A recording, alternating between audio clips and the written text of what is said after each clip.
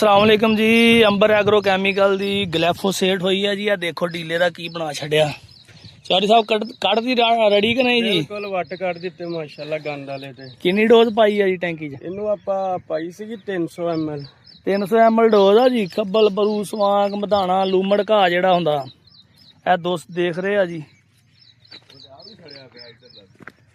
सड़ना ही आ गंद ते कपाह ते कोई जरा जिन्ना असर नहीं आ। देखो जी डीला लंब कटती डीले वाली भी।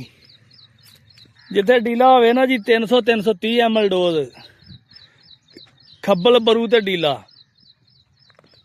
दूसरा घा होवे तो 250 भी चल जाती है, लेकिन अगर खब्बल बरू ते डीला होवे ना जी ए तीन चीज़ों वाली 330 ml डोज होनी चाहिए। देखो जी बेहतरीन काटन ते बिल्कुल काटन दे पौधे नज़र आ रहे हैं।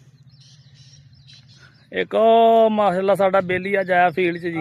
यार आबा साहब आए अज जी।